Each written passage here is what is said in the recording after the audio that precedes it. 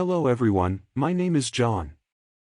I want to welcome you to my channel Hawkeye Review and Analysis. I appreciate everyone that stops in and listens as I discuss my thoughts and theories on Vegapunk, his true identity, origins, and what these truths will mean for the future of the story. Also, I want to explore the connections that keep coming up between the Egghead Arc and the past we know of the moon and the winged races.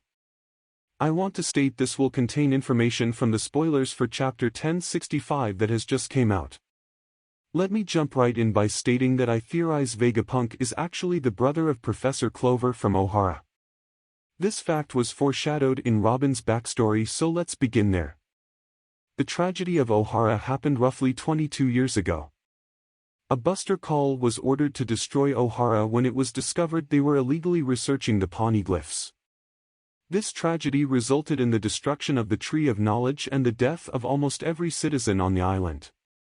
The foreshadowing comes into play when we examine Professor Clover standing in front of the globe modeling the Earth of the One Piece world and its surrounding satellites. Now keep in mind that the Moon is not classified as a planet, it's classified as a satellite of Earth. If we examine this globe closely, we can see it is showing the Earth is surrounded by 6 satellites. I believe this globe is foreshadowing of Vegapunk and his 6 satellite bodies.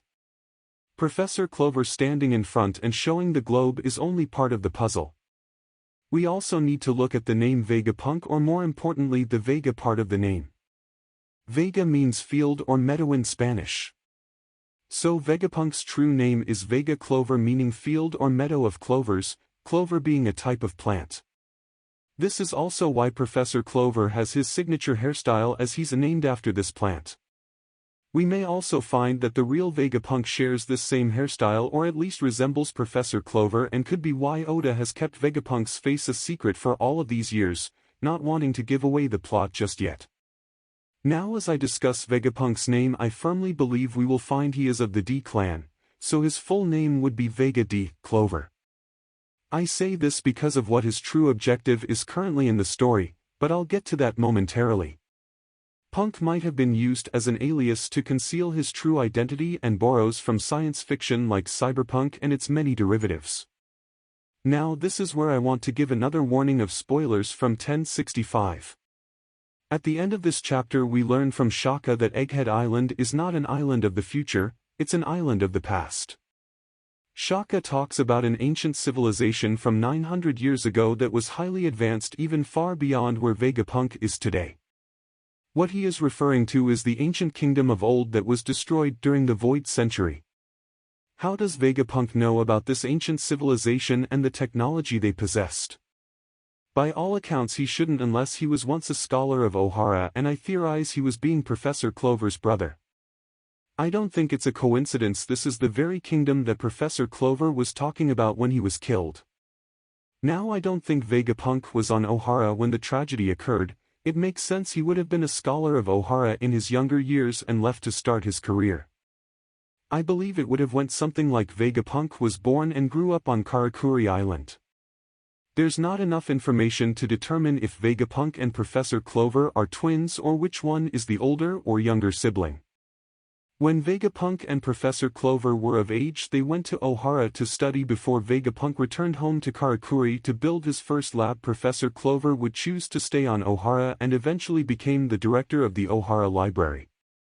So the Clover brothers of Karakuri Island, both geniuses, both would go on to be the best in their respective fields. Professor Clover a highly respected scholar and archaeologist, and Vegapunk a genius scientist, possibly the smartest man in the world. Now let's discuss what this means in regards to the story, both past and future. The time frame of 22 years ago is incredibly important in discussing this theory. As it was stated by Yanji in Chapter 840, Mads broke up prior to the Vinsmo quadruplets being born. With Sanji currently 21 years old in the story, it would put Mads disbanding at the exact same time of 22 years ago. I feel this is not a coincidence, but these two events are connected. I feel we will find that this is also the same time that Vegapunk started working with Dragon and the revolutionaries, because they now shared the same goal, to bring down the world government. Vegapunk would have desired revenge for the tragedy of Ohara, most importantly the death of his brother. Yanji also states that the world government arrested Vegapunk, but I think the truth is Vegapunk allowed himself to be arrested. By allowing himself to be arrested and then agreeing to work for the world government, it allowed him to work from the inside to bring them down. Now you may be wondering then why supply them with such dangerous weapons such as the pacifistas and the seraphim, and that is the beauty of this plan and shows Vegapunk is truly a genius. The world government is basically helping fund their own destruction. Vegapunk is using their research funding to advance his research, including producing powerful weapons like the pacifistas and the seraphim, but Vegapunk is planning to one day turn them on the world government. Vegapunk isn't stupid, he's a genius. I believe we will find he has programmed into every pacifista and seraphim code words and to obey the commands of himself and the members of the revolutionary army above anyone else. We have seen this in the story with Kuma telling Dragon as you command. The moment the world government goes to use the pacifista or now seraphim against the revolutionaries, they are in for a rude awakening. With one command from any member of the revolutionaries, these weapons will then be turned on their handlers. This might also explain why the Kuma seraphim is labeled a problem child. We could even find that it was used in an attack on the revolutionaries and discovered this truth the hard way, and the Kuma seraphim turned on its handlers. If this is the case, then that would also explain one reason why the world government want to kill Vegapunk. They would have learned of his treachery in this attack. CP0 doesn't appear to be aware of why they are sent to kill Vegapunk, so I don't think it was them that originally used the Kuma seraphim. They only know it is a problem child. Now what's interesting about the CP0 conversation is Rob Lucci wonders if it has anything to do with Lelougia, and I think that it is part of it. I firmly believe that Vegapunk is the one who rescued Sabo from Lelougia before the blast hit. Everyone knows Sabo is still alive, so the question is, how did he escape the destruction? The only way I see is via the ship that caused the destruction. The ship that destroyed Lelougia appears to be some kind of spacecraft. It could very well be Uranus, but I'm not so sure. Vegapunk could have easily built it. Either way, it is my theory that the satellite bodies, or at least Lilith and Atlas, are the ones that piloted the ship. We may find this ship is docked somewhere on Egghead Island. We know Vegapunk is working with the revolutionaries, so he would have saved Sabo if this were the case.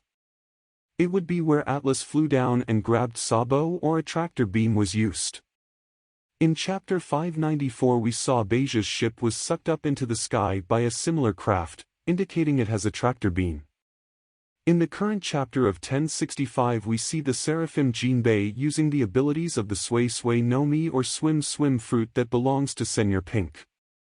So it isn't out of the question that people with special devil fruits were abducted to create artificial versions of their fruits. So we may one day see a Seraphim using Beija's Shiro Shiro no Mi or Castle Castle fruit. If I had to guess which Seraphim this might be assigned to, I would say the Kuma Seraphim would be a great candidate for this fruit. Getting back to Sabo, if Vegapunk did rescue him, and I think he did, that is another reason the world government want him dead. Not only because it is further proof he is working with the revolutionaries, but the secret that Sabo escaped with. The Gorosei overheard everything that Sabo told the revolutionaries about the one sits upon the empty throne, or Imusama, and that is a secret they would certainly kill to protect. Before moving on, I realized that a lot of innocent people have been hurt or killed, like with Lelougia in Vegapunk's working with the world government in his quest for revenge. I think we will find this does weigh on him, but the end justifies the means. The world government must be destroyed, and logically he knows there will be casualties in this war. This is also why I suspect Vegapunk is AD, as I believe the will of D is to one day destroy the world government. Now I want to discuss the connection between the history of the moon with Vegapunk and the Egghead Arc as a whole. As stated earlier, the moon is classified as a satellite of Earth. It goes further though if we examine the names of each of the satellites. This is a chart that someone made breaking down each name and what they most likely mean. Now I am in no way taking credit for this chart. If the person who made this is watching, please let me know so I can credit you. As you can see, each name is some reference to the moon or stars except for York. We have the main body Stella, meaning star planet. Then next up is Atlas, which shares its name with a crater on the moon. After that is Pythagoras, which is a name of another crater on the moon. Following that is Edison, which is the name of yet another crater on the moon. Lilith or dark moon, and Shaka, meaning full moon. As far as York goes, it will have to remain a mystery for now. Moving on, I think it's important we examine the history we have of the moon and the winged races. For that we must study the cover story of Enel's Great Space Operations that was featured on chapters 428 to 474 and is comprised of 38 installments, and also what we learned during the Skypiea arc. Roughly 1,100 years ago, the moon was inhabited by the winged races we were introduced to in Skypiea: the Burkans, the Skypians, and the Shandorians, who are the ancestors of the Shandian. Now I also want to state I theorize the Lunarians were also living on the moon at the time, but I'll go into more detail about when I discuss the Void Century. The name of the city on the moon was Burka, which shares its name with the sky island Burka. This is where the Burkans lived before Enel destroyed it. Eventually the winged races used up all the resources on the moon and were forced to come to Earth. I speculate this occurred roughly 1,100 years ago because that's when the Shandorians built Shandora, and you can imagine they built their new home not long after arriving on Earth.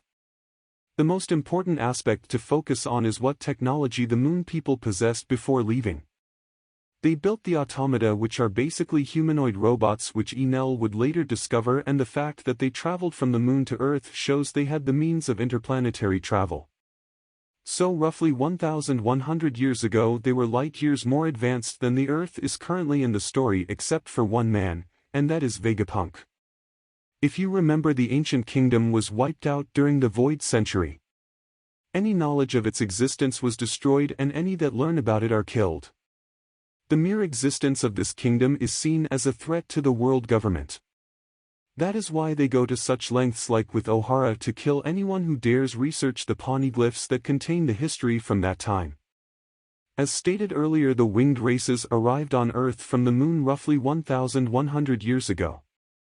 The ancient kingdom would have still been thriving as it wasn't destroyed until some 200 or 300 years later. I wish we could have seen the sky island Burka before Enel destroyed it. That is the only island of the three winged races we were introduced to in Skypiea that we didn't get to see. We might have found it was a technologically advanced sky island. Revisiting Enel's Great Space Operations a moment, there might be a clue to something else that was brought up in chapter 1065. Lilith states that Egghead Island runs on fire, but they are always looking for alternative fuels. She goes on to say if only there was such a thing as an eternal flame, then she would be able to create their very own sun. This is very interesting, and I think we have seen this very thing depicted in the cave drawings on the moon. If we examine this one, we see a sun, and in the center is a flame. Now you could easily dismiss this and say it's just depicting the sun in the sky, but what if it's not? What if the ancient kingdom developed their own sun using an eternal flame to provide the earth at the time with a clean everlasting energy source? I think it's certainly possible. Now getting back to the winged races, when they came to Earth I think they split apart. We know the Shandorians built Shandora for themselves, but where did the other two races go? One of the possibilities is when the Burkans originally came from the moon they settled in the ancient kingdom. Even if not, I believe all the winged races worked with the ancient kingdom before it fell. With that in mind, it could be when the kingdom fell they fled to the Sky Islands and founded Burka. There they could have secretly recorded and protected the knowledge from the moon and ancient kingdom. We also must examine the Shandians, or more importantly their ancestors, the Shandorians. Now I want to state that like many people I believe that Skypiea is a microcosm of the entire story. And here we have yet another example. The Shandorians suffered the same exact fate as the ancient kingdom, and all the evidence to support this is already in the story. As stated earlier, the people of the moon were a very advanced civilization, so the question is, where did all of that technology go? From what we observed in Skypiea, all of the winged races are far more primitive than their ancestors that lived on the moon. The only answer is the same fate befell them as the people of the ancient kingdom, and they were targeted because of their technology and plunged back into the Dark Ages. This is clearly evident with the Shandorians and later the Shandians. In Skypiea, Robin discovers the ancient city of Shandora and states the city fell 800 years ago. This was during the Void Century and right around the same time as the ancient kingdom. I feel they were both attacked for the very same reason, and that is their technology was a threat to the ones who would go on to found the world government. If we look at the cave drawings from Enel's space operations, we can see on the moon the Shandorians were equally as advanced as the other races. Keep in mind what we see of Shandora during the Noland flashback is after the city fell. It was nearly destroyed in the attack, but the surviving Shandorians were not about to leave their city. Their technology was lost though, and they had to adopt a more primitive lifestyle. Getting back to Ohara. A big question about the globe is who built it and how did they obtain the knowledge. We know the Tree of Knowledge is said to be around 5,000 years, which predates most known history. This was way before the Void Century, way before the people of the moon came to Earth. It has been around long before any of these events. With that said, it could be where the people of the moon brought this knowledge to Earth with them and shared it, or if the ancient kingdom was advanced enough they could have also possessed the means of interplanetary travel. If that were the case, it might be where a relationship was formed between the people of the moon and the people of Earth. They could have traded goods and freely shared knowledge. With that in mind, we could find the Tree of Knowledge was a symbol of peace and unity between the moon and Earth and a repository of their combined knowledge. If the knowledge from the moon was a part of the Ohara library, it would explain a recent event from chapter 1063 where we see what I theorize are automata. Oda uses Chopper to point out these small hooded figures moving through the lab, and Bonnie comments they must be research assistants. They are the same height and silhouette of the other automata that we have seen in the story.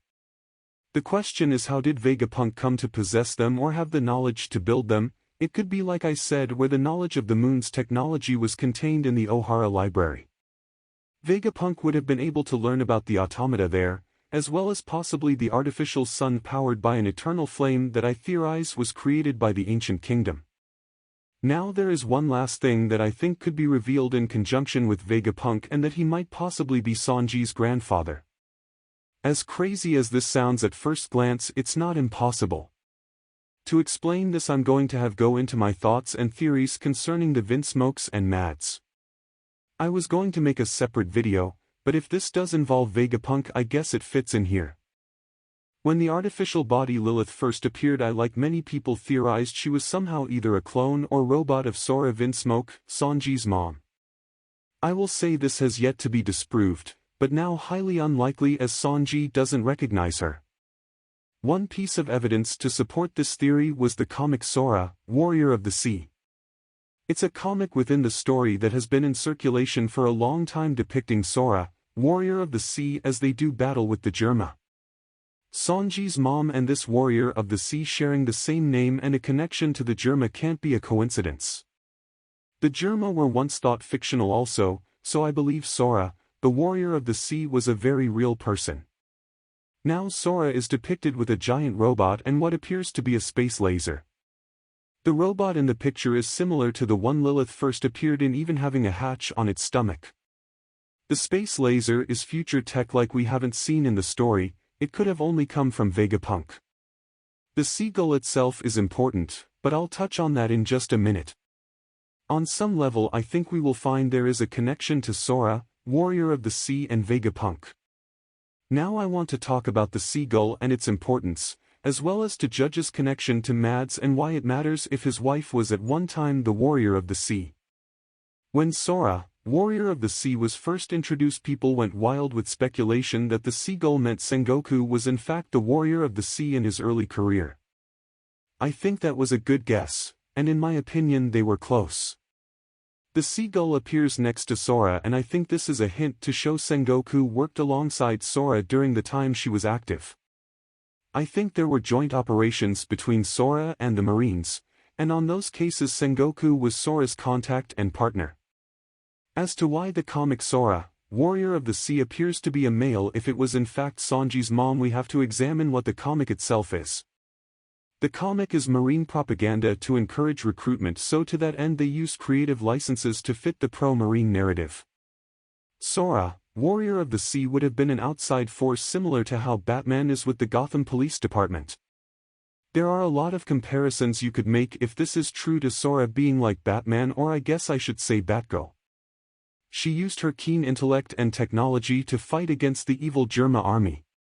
So getting back to the comic, if it were ran truthfully, it would show the Marines playing second fiddle to Sora and cast them in an inferior light, like Batman makes the Gotham police look incompetent and weak, that they need an outside force to accomplish things.